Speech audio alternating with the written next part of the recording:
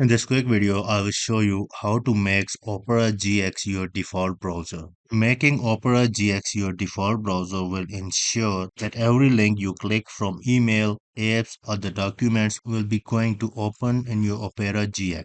Before proceeding, make sure you have like and subscribe ITPK and let's get started. On the left bar at the bottom, you will see this gear icon that shows settings. Now another bar appear here that has an option default browser. Now here, just go ahead and click on make default.